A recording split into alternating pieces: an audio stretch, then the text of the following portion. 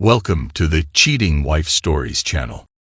Fred realized he had committed the gravest error of his life, and now the owner of the facilities firm where he worked demanded to see him immediately. He rose from his chair and made his way to Bill Robinson's office, his mind racing with apprehension. There was no conceivable way Bill could have discovered his actions. As the accountant and general manager, Fred was the only one who delved into the intricate details of the company's transactions, ensuring that all the accounts balanced at the end of each month. Fred felt a cold sweat and a sense of nausea as he reluctantly knocked on the door. He reassured himself that Bill never bothered to scrutinize the detailed accounts unless there was an obvious discrepancy in the balance sheets. Bill was always more preoccupied with his designer suits, fast cars, and chasing women. As Fred entered, he saw Bill's serious expression and was immediately disabused of any illusion of safety. "So I suppose the question I need to ask is, how long have you been embezzling from me?" Bill's voice was stern. Fred's head began to spin. "What? I have no idea what you're talking about," he blurted out, his denials flowing without conviction. However, Bill produced the transaction logs, proving that a significant amount of money had spent some time in one of Fred's personal accounts before being paid back into the company. Fred knew the jig was up. He had been caught red-handed. "I'm truly sorry, Bill," Fred confessed. "I just needed a short-term loan until the bridging company came through. Otherwise, we would have lost the new house Lucy had set her heart on. I never intended to steal it.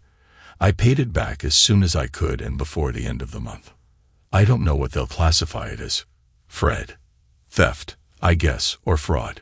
But you could be looking at jail time. Even without that, you're looking at losing your job. I can't possibly trust you after this," Bill stated solemnly. "Please, give me a chance." It was a moment of madness. "I've worked for the company for almost 20 years and have never thought of doing anything like this before, and I wouldn't do it again," Fred pleaded. Bill stood and looked out the window, seemingly lost in deep contemplation. "You and Lucy have been my friends for a long time. I guess that makes this all the more disappointing. Did Lucy know you did this?" Fred was taken aback by the question. He thought back. It was actually Lucy's idea. She was so desperate not to lose the house that she suggested it, convincing Fred that no one could ever find out. Fred thought involving Lucy might mean Bill wouldn't report it to the police, but he didn't want to implicate her. After a long pause, he said, "No, she didn't. It was my idea." Bill seemed surprised by Fred's response, but let it pass. "I need time to think this through, Fred. I'm not sure what to do for the best. Go home. Don't come back in for the rest of the week. I'll make a decision on Friday." On his way home, Fred couldn't figure out how Bill had found out. No one ever looked at the transactions, and Bill certainly didn't delve into details. His primary concern was which option Bill would choose. None of them were very appealing, but the shame of a court case and time in prison left him in a blind panic. He knew Lucy wouldn't be expecting him. He looked at their new home as he approached, deeply regretting buying the place in the first place. Suddenly, he recalled all those stories where a guy comes home early to find his wife having an affair. Wouldn't that just cap off a perfect day? As he walked into the kitchen, Fred was relieved to find Lucy her usual bright and sunny self, fully clothed. He couldn't help but marvel at her beauty once again. Just shy of her 40th birthday, her long curly brown hair was pinned up, her fringe resting over a pair of deep brown eyes. He found her figure more appealing now, with a few more curves and a lot more cleavage than when they were first married. But above all, he loved her smile, a smile he feared he might soon remove for the foreseeable future. Fred updated Lucy on his discussions with Bill and the damning evidence he had uncovered. "God, honey, I'm so sorry. This is all my fault. It was my idea. All for this stupid house," Lucy responded. Fred shrugged. "I told Bill you didn't know anything. There's no point in getting us both into trouble." "Maybe if I spoke to him and pleaded," Lucy suggested. Fred thought about it and suggested they wait. He knew the next 3 days were going to be the longest of his life. They could try pleading if Bill chose to go the destructive route. He wondered what he would do if he were in Bill's shoes. They were friends outside of work, often going out and attending parties together. Maybe that would give him a slim chance. Bill texted to say he would come to their home at 7 p.m. on Friday. Both Fred and Lucy were sick with anticipation. Bill's Porsche 911 pulled onto the drive exactly on time. The man with everything. Fred mused silently. Good looks, money, the ability to charm, and now the power to destroy him. He greeted Bill with strained pleasantries, while Lucy offered him a beer as usual. Before Bill could say anything, Fred dove in. I just want to say how very sorry I am, Bill. I let you and myself down badly. I understand I've put you in an impossible position, and I'll cope with whatever you decide. Bill gave a strange smile. I do hope that's true, Fred. The following silence stretched on, becoming unbearable, before Bill finally spoke again. You know, Fred, I'm a bit jealous of you. Your relationship with Lucy, I missed that in my life. Fred was surprised. He always thought Bill had it all, including an endless line of hot girlfriends. Maybe nearing 30, he was looking to settle down. So it's with that in mind that I have a proposal. Neither of you will like it, but it's the only scenario where you can avoid a prison sentence. Fred. And remember, there's a risk to Lucy as well, as it was a joint account, and used to secure the house in both your names. Also, I know you wouldn't have done this without her approval. Fred panicked at the thought of Lucy being held accountable. He had no idea what the proposal could possibly involve. Bill let out a slow, long breath. There's no easy way to say this, but my proposal involves me spending time with Lucy. There was stunned silence. Bill continued, no police, no court cases or prison. You stay employed, and you two stay together, but I get to spend every Friday night with her. You can't possibly be serious, whispered Fred. I'm deadly serious. I've desired Lucy for all these years, and this is an opportunity I just can't resist, Bill said. Lucy interjected, there must be another option. We can pay more back, anything but. This is my only offer, Bill interrupted. I'm told I'm not a bad-looking guy. Hopefully, it won't be too much of a hardship for you. Maybe once things settle down, the arrangement won't be too uncomfortable for any of us. We need time to consider it. We can't decide something like this quickly, Lucy said. Fred's head spun around. You can't be thinking of agreeing to this, babe. Are you crazy? I don't see any alternatives, Fred, and we've been trying to think of them all week, Lucy replied. Fred seethed as he looked at Bill. You miserable low-life scum. It's a sick idea. Bill smiled. That may be true, Fred, but I'm not a thief. You are, though. Turning to Lucy, Bill said, if we're doing this, we need to start now. No time for you to think of a way to squirm out of it. After 15 minutes of shouting and accusations, Bill stood up. It's decision time. I'm either walking out to my car or upstairs with Lucy, he said, holding out his hand towards her. After a hesitation, Lucy took it. Fred was literally staggered and sat back harshly on the chair. There's no alternative. Fred. It will be okay, Lucy said, then led Bill through the living room and up the stairs. Time seemed to stop for Fred. There was a frightening silence in the room. Had this conversation really just happened? His thoughts jumped to what was happening upstairs. He heard them moving around, a muffled conversation, and then the distinct sound of someone sitting on the bed. Long minutes passed in silence. Then he heard the first creak of the bed, the unmistakable sound of two people lying on it. The movements and sounds continued. Then the creaking became regular, faster and louder. There seemed to be no end to it, and Fred thought he might go mad. Then the sound stopped, and that meant only one thing. Bill had achieved his goal. Fred felt overwhelmed by shame and guilt as he dried his cheeks and eyes, expecting Bill and Lucy to return downstairs. Again, There was muffled conversation and movement. After a long silence, Fred stood, thinking he should check if Lucy was okay, when he heard something again, the bed squeaking. He had to get out of the house. He rushed out and walked aimlessly.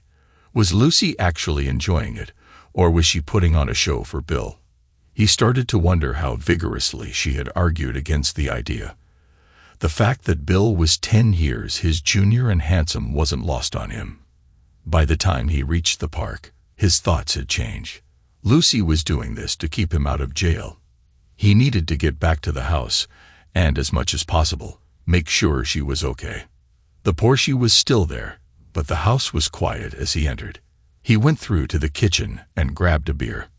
Turning, he saw Lucy behind him in a short robe. They looked at each other, both embarrassed, before Fred managed to speak. "Are you okay?" Lucy gave a flicker of a smile. "I am.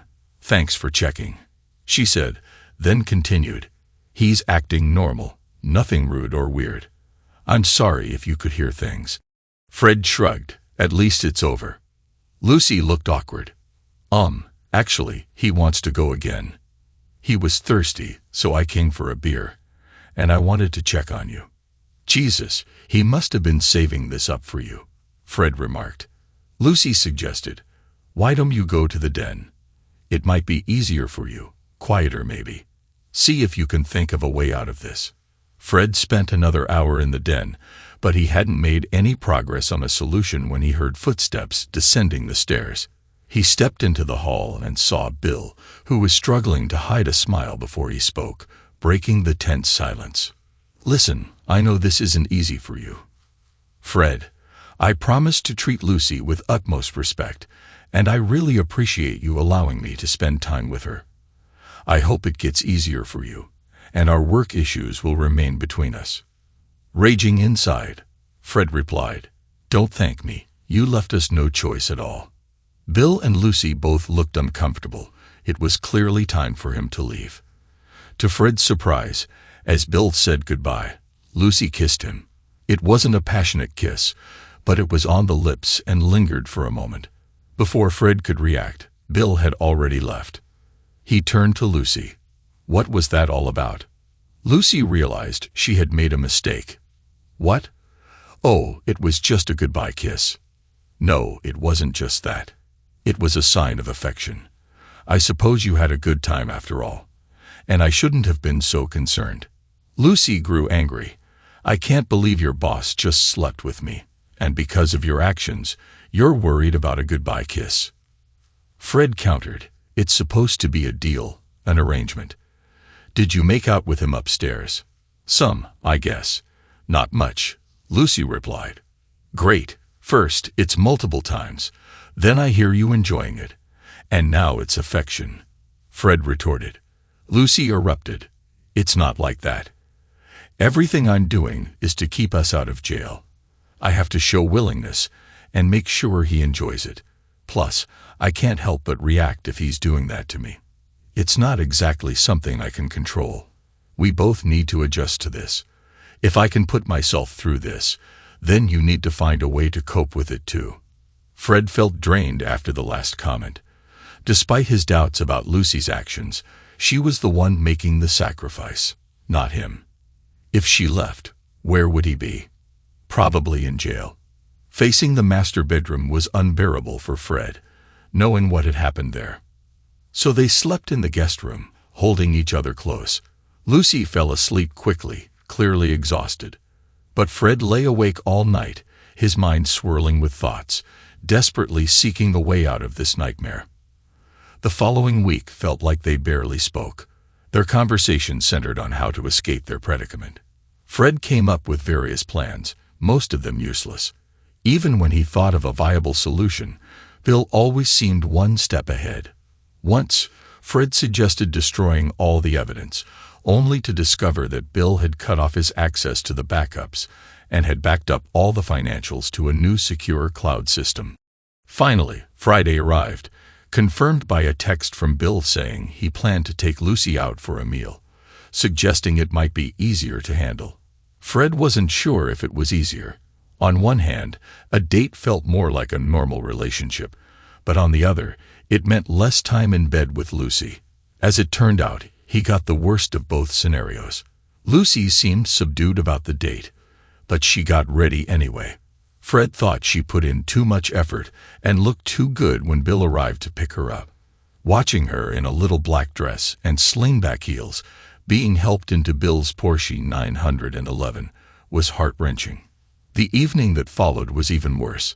Fred sent multiple texts to Lucy, asking if she was okay. Each time, he received a short response saying she was fine, just having a meal or drinks. They eventually returned at 10 p.m. Bill had his arm around Lucy as they entered, both laughing and seemingly in a good mood. Fred's glare intensified as Lucy appeared to be enjoying herself a bit too much, clearly intoxicated. "We never agreed these were dates," Fred muttered. Bill replied, "Relax, Fred, it was just dinner and drinks between friends. If this is going to be awkward, maybe we better go straight on up." Fred seethed. "What do you mean by straight up?" Bill's smile returned. "The deal was every Friday, Fred. So I'll be staying with Lucy tonight. I'm sure you can manage in the spare room." Lucy, despite her inebriation, sensed the tension. Worried Fred might confront Bill, Lucy steered him into the kitchen, whispering, "It'll be okay, Fred. I'll handle it quickly and then pretend to be passed out. We don't have much choice." Feeling powerless, Fred retreated to the den. Upstairs, he heard Lucy's giggles, hoping they were just for show, but he couldn't shake the thought that they might be for Bill, or worse, for him. Exhausted, Fred finally fell asleep in the spare room. Each time he woke up, he heard the bed squeaking down the hall. So much for a quick resolution. In the morning, Fred found Bill already at the table and Lucy making breakfast. He had had enough. "Back off, Bill. It's not Friday, and your time is up," Fred declared. Lucy started to speak, but Fred cut her off. "You have 10 seconds to get out of my house." Bill looked like he wanted to argue but opted to leave instead. As he left, he threw a reminder at Fred. "Don't forget what's at stake here, Fred." Fred turned to Lucy incredulously. "Making him breakfast? Really? You've got to be kidding me. Why don't you just move him in? You're more his wife than mine now." He stormed out before she could even formulate a reply. For the third consecutive Friday, Bill suggested they spend the night at a hotel to avoid further confrontations with Fred. Lucy left at 6 p.m., dressed casually, hoping to make things easier on Fred again. The plan was to change at the hotel, and Bill would meet her in the restaurant. Upon arriving, Lucy was surprised by the opulence of the hotel. Her casual attire seemed out of place. She picked up the key for the pre-booked room, only to find out it was a suite. A box on the bed contained a very expensive and glamorous full-length silver satin dress with a scoop neck and thigh-high slit. Though hesitant, Lucy decided to try it on. Surprisingly, it fit perfectly, and she couldn't deny feeling stunning in it. She resolved to keep it on and headed down to the restaurant. Bill was speechless at how stunning Lucy looked when he met her. The dinner and wine that followed were exquisite, with a charged atmosphere, knowing what was to come later. Lucy found herself more at ease with Bill, deciding to go along with the scenario rather than resist it. Returning to the room, Lucy realized that Bill was an attentive and passionate lover, exuding a confidence and allure she had never experienced with her husband. The next morning, Lucy changed back into her casual clothes. She explained to Bill that she couldn't risk taking the dress home. Bill agreed to keep it at his house for Lucy to use in the future. As Lucy sighed, she recognized that this arrangement would be long-term. Her emotions were in turmoil, unsure of how she truly felt. Guilt was present, but so was a sense of excitement and fulfillment that she couldn't deny. Fred lay awake for most of Friday night, and by Saturday morning at 10 a.m., Lucy still hadn't returned. Once again, she had breached their agreement. Fred doubted whether Bill would have resisted taking Lucy again that morning, and he wasn't convinced she would even try to avoid it. Try as he might to resist it, He was losing trust in Lucy, and if that happened, it could mean the end of his marriage. He had never felt so distant from Lucy or so alone. Lucy reflected on the kiss that turned out to be a colossal mistake, upsetting Fred more than anything else. And then there was the breakfast for Bill. What on earth was I thinking? In fact, she was starting to believe the whole arrangement was a terrible idea. From her perspective, her time with Bill was easier than expected. He was respectful, handsome, and exciting, and the money and cars certainly added to the outer. She had always longed for the finer things. She had hoped Fred would adjust to the situation and come to his senses, but 3 weeks had passed, and he was still just as moody. She loved him dearly and regretted the predicament they were now in. She had tried to reassure Fred that she was managing, and he shouldn't feel guilty. She mentioned that Bill treated her well and wasn't trying to keep them apart, but it had no effect. Fred seemed defeated and lost. His once steady, reassuring presence in her life was becoming a distant memory. When Bill arrived at work on Monday, he informed Fred that he needed to cover an out-of-town training event on Wednesday and Thursday of that week.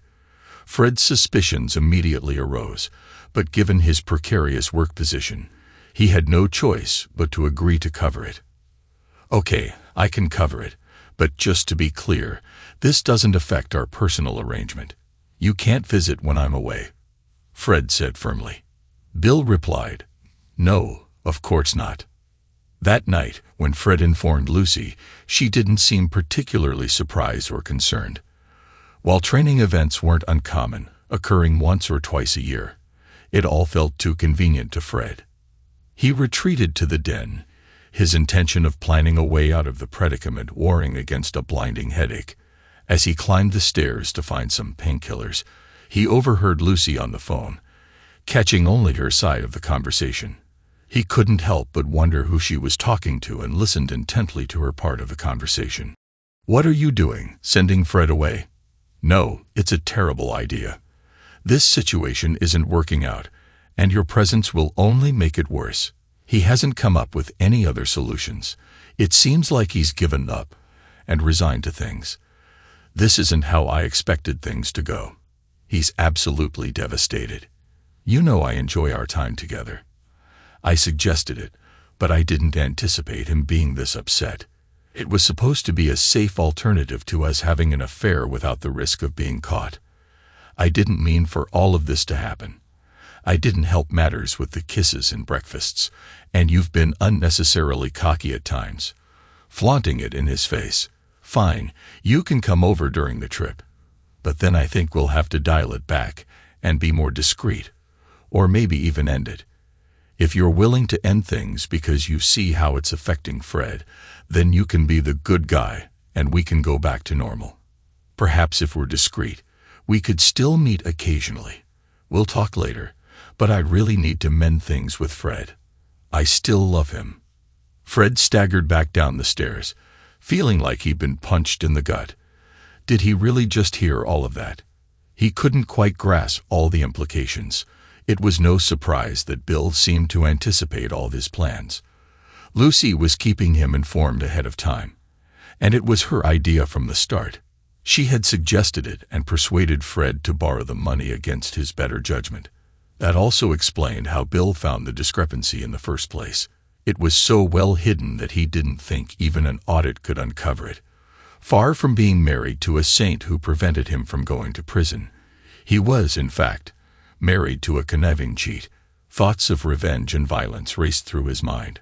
Feeling overwhelmed, he knew he had to calm down and think rationally. He needed a plan, one where they would feel some of his unease. Fred avoided Lucy for the rest of the night and the following morning.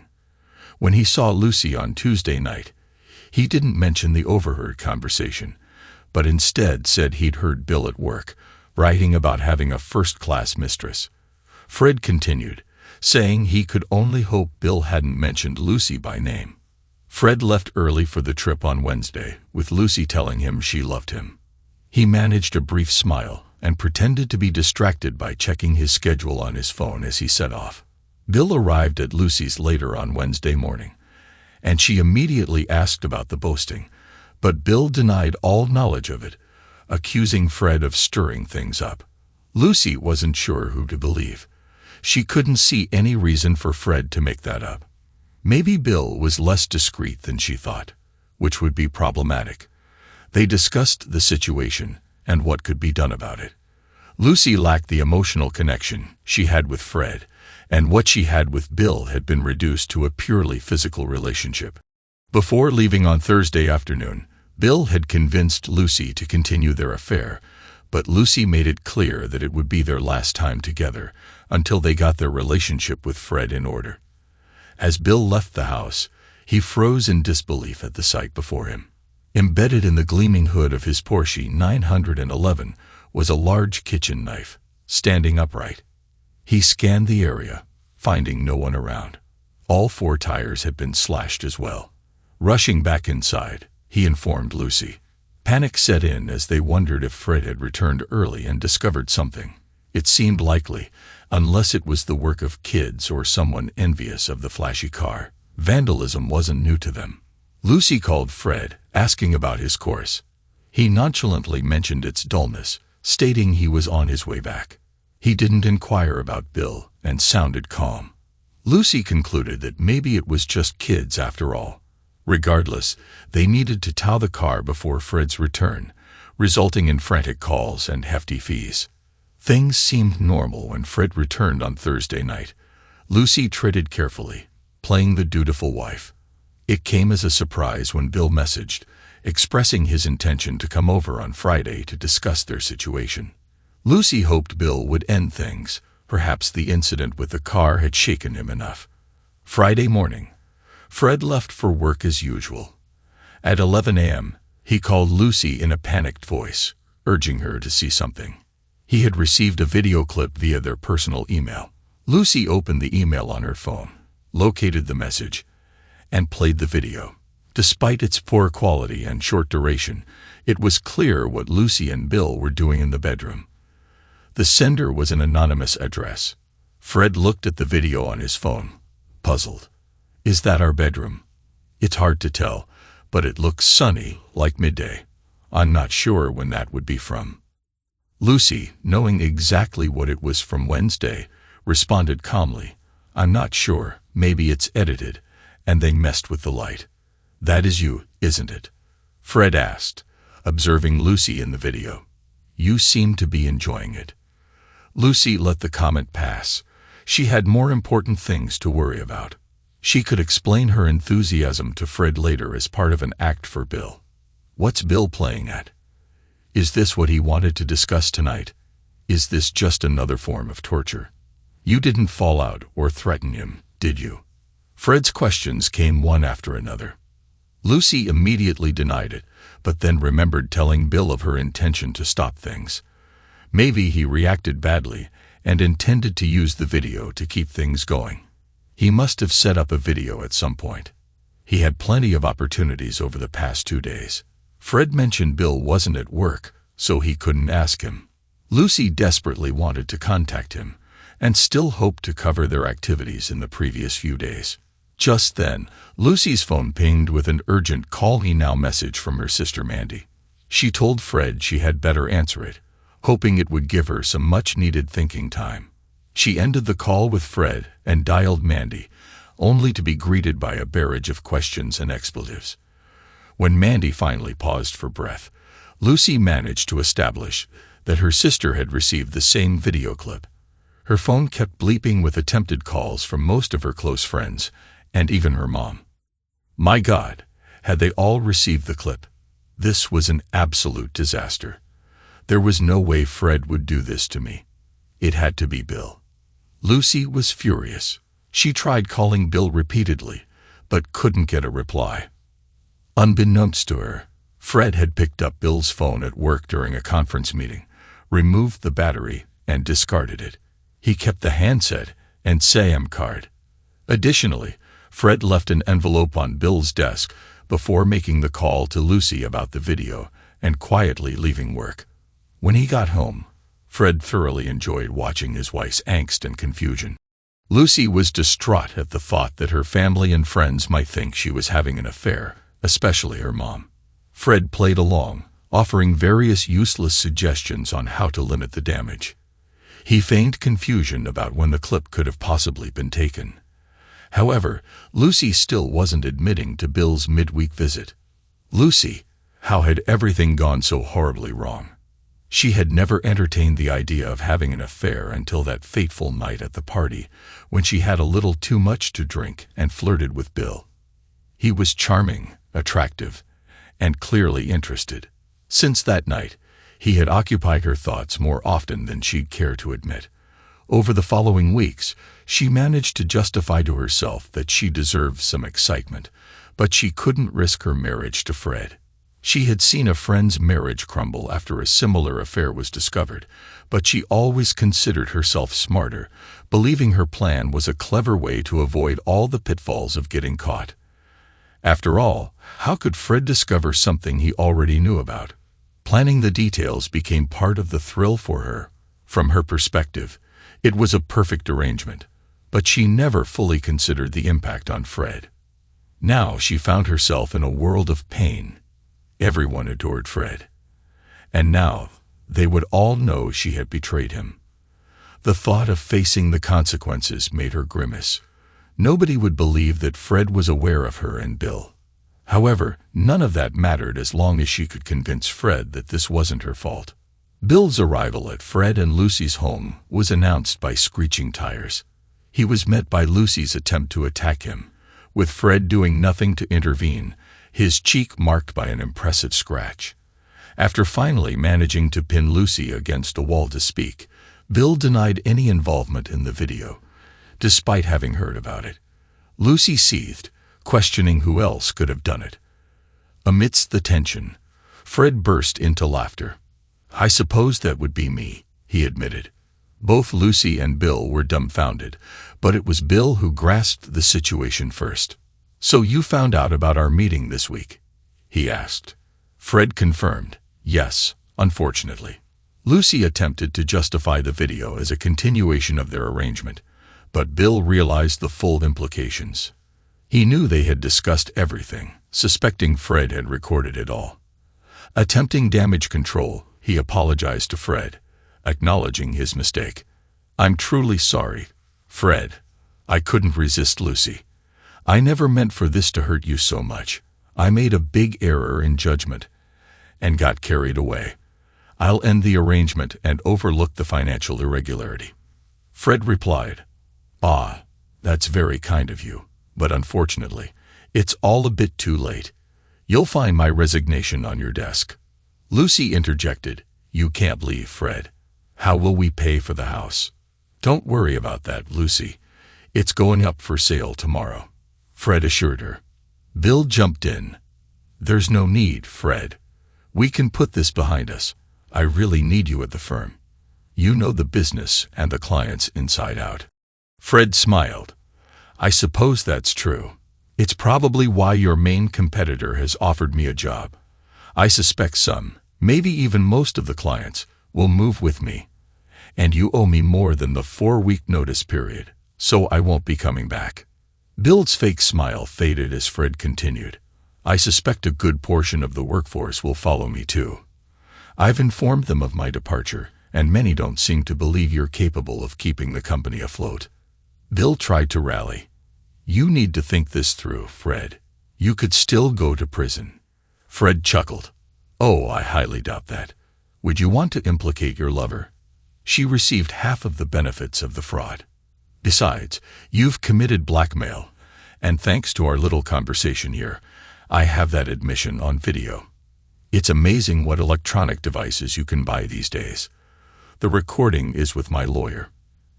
And in addition, you might find some of your files have been accidentally deleted. I know you didn't back up anything remotely. It pays to have colleagues who enjoy working with you, but I suppose you wouldn't know that." Bill sneered. "That recording won't stand up in court."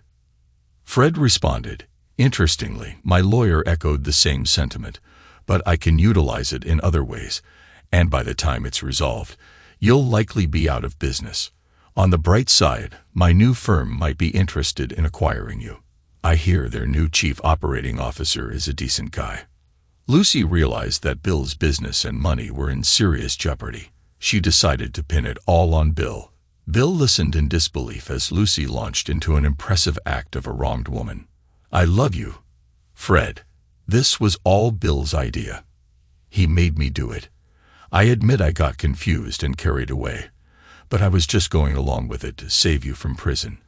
I didn't really have a choice, and because of that, my life is in ruins. Please, Fred, I love you." Bill muttered, "You two-faced liar." Fred smiled at the rather apt description. "Ah, my dear loving wife. In addition to the video, you're overlooking the fact that I overheard you on the phone admitting this was all your idea, a rather elaborate and cruel cover for an affair. You'll find divorce papers in the envelope in the kitchen drawer. You're leaving tonight, and will agree to the terms of the divorce, or more of those video clips might find their way to family and friends. I'm sure your mom will love to hear that not only are you a cheating slut, but the extent to which you plotted and blackmailed." Lucy burst into tears and slumped to the floor. Fred looked at Bill. "Do you want to take her with you?" Bill replied, "Not a chance.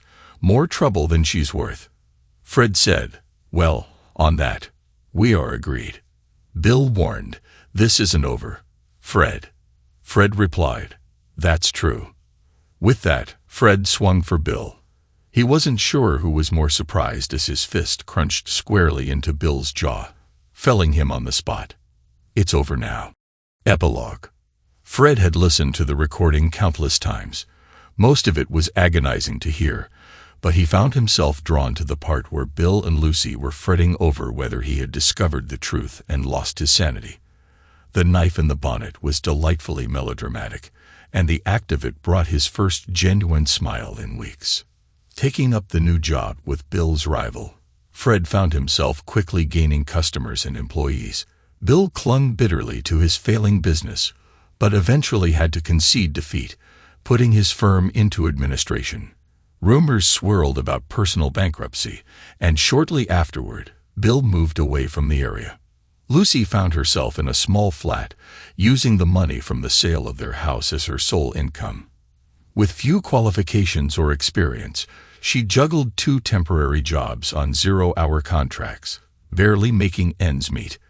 Former friends turned their backs on her, and her relationship with her family dwindled to barely a whisper. With his increased salary and bonuses, Fred was able to cut back to a 3-day work week, finally making time for the sports and outdoor activities he had neglected during his marriage. He hadn't realized how much Lucy had influenced his decisions, including buying a large house and filling it with possessions. Waste no time, he sold it off. Remaining in contact with Lucy's family, particularly Mandy, who repeatedly apologized for her sister's affair, Fred couldn't help but wonder what Mandy meant by suggesting she never make the same mistake. The thought of teasing out that meaning, especially to see Lucy's reaction, amused him greatly.